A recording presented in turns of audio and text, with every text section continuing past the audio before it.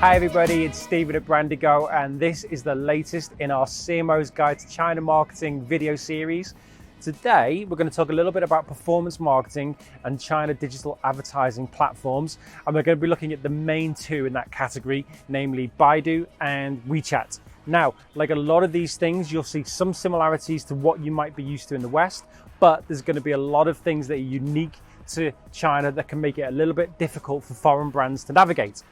Also, like with most of these things, we could do a whole video on all of the elements of this, but this will just give you a little bit of a flavor, a little bit of insight that will help you make better decisions about your China marketing strategy. So let's start things off by going straight into it with Baidu. Now, Baidu is China's most popular search engine. Now, as you know from previous videos, we're often reluctant to give a Western equivalent of things like the China social media platforms, and it's similar here, but forced to do so, Google is probably the best comparison to give you an insight into what Baidu is all about. And from an advertising point of view, it works in a very similar way. It's a keyword bidding system, exactly as you would with your Google ad campaigns back home. Now let's talk about some of the key differences that you're going to experience if you decide to incorporate Baidu advertising into your China marketing strategy. First and foremost, the back end is completely in Chinese. So unless you've got somebody with the capability to read and write in Chinese in-house, you're going to need a local partner to help you manage your Baidu advertising campaign. Secondly, it's not available to all businesses. There are some restrictions about the type of products or the type of industrial sectors that are allowed to advertise on Baidu. So examples being, if you're in the healthcare space, a healthcare provider, or perhaps providing some form of treatment, if you're in the financial services space, you are not allowed to advertise on Baidu. The regulations work against you in this occurrence. The next aspect of Baidu advertising that you should be mindful of is you are not allowed to drive traffic directly from your Baidu ad to your website. It has to go in the first instance to a landing page within the Baidu ecosystem. Now, this is a fairly new development, and it's a great example of the pace of change here in China, how things evolve and move so quickly. This is relatively new, but it's been something that we've been working with our clients to get to grips with and to take advantage of.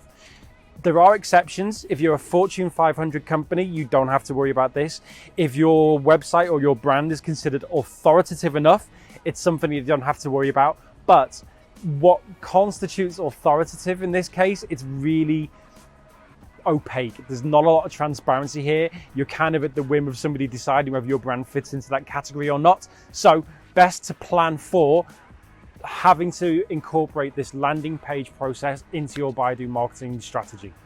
So let's move on to WeChat and WeChat Advertising. Now, WeChat Advertising is a great way to display your promotional messages to a large audience very, very quickly. But again, there are some considerations that you need to keep in mind.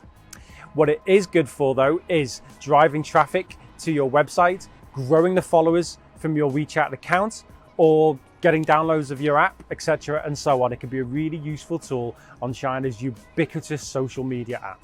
So WeChat Ads gives the brand two options: advertising on WeChat Moments or banner ads. And we'll start off talking about Moments advertising. Now, WeChat Moments works in a very similar way to the timeline on some of the social media that you are more familiar with back home. So for example, if you're scrolling through content that your friends have posted, the original content that they've created or shared, the Moments ads is going to appear in that feed. Now, the main consideration if you're going down the WeChat Moments advertising option is the pricing structure that you want to tap into. You can first of all opt for the regular pricing structure, or there is a bidding pricing structure. Now, regular pricing structure is calculated on a CPM, cost per 1,000 impressions basis, and it requires a minimum entry investment of 50,000 RMB. That equates to about $7,500, 6,500 euros, or £5,500. And that is the minimum spend that you need to be able to launch your advertising campaign. You don't have to constantly top it up by 50,000 euros, but it is the entry price. Also, the geographic locations that you might be targeting are affected. So Shanghai and Beijing, which are considered the key cities, are more expensive than the core cities, which are new tier one cities, such as Shenzhen or Guangzhou and so on, and then the rest of China. They're the three pricing categories.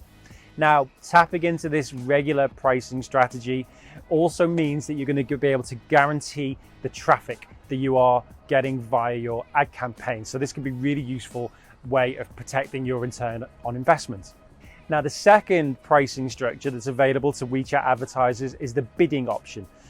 Bidding option works very similar to Google Ads, and you are going to be charged on a cost per click basis. Again, there's a minimum investment at an entry level, but for the bidding side of things, it is 1,000 RMB a day, which is about $166. So this could be a more cost-effective way of tapping into WeChat Moments advertising. Keep in mind though that again, it's going to be segmented geographically. So key cities, core cities, and the rest of China will be costed differently. And there's no guarantee of traffic using this option. The second WeChat advertising option that we mentioned was the banner ads. Now, how this works is your ad will be positioned at the end of a piece of content published by an official verified WeChat account. So you're tapping into other people's content, your banner ad features at the end. So don't think of the banner ad as something at the top of the page, it is at the end of the post. Similar to the WeChat Moments advertising, there are two pricing options and they work more or less the same way. So the regular option, there is the minimum investment again of 50,000 RMB and is calculated on a CPM, cost per 1,000 impressions basis, and it's segmented by geographic location, key cities, core cities, and so on. And the second option is the bidding option again. Typically, it's on a cost per click basis, averaging out at about 0.5 of an RMB per click. But again, there is a minimum investment of 1,000 RMB per day to be able to tap into this as part of your China marketing strategy. Now, one of the reasons that WeChat advertising can be such a powerful tool for marketers is that there are over 700 data points that you can use to segment your target audience. Demographically, geographically, things like occupation, things like behavior and interests, all of these things can come into play to target your ads, making your return on investment that much stronger, making your advertising campaign that much more effective. Really, really powerful. Something else that's really interesting and useful is that if you have the contact details of the people you're trying to target within your audience, if you have the name that their WeChat account is registered under, for example, or their mobile phone number in your CRM, you can actually specifically target those people individually with your WeChat ads via their moments, for example, which can be a really powerful tool. So that's it. That's just a little insight, a little overview into the two of China's main digital advertising platforms.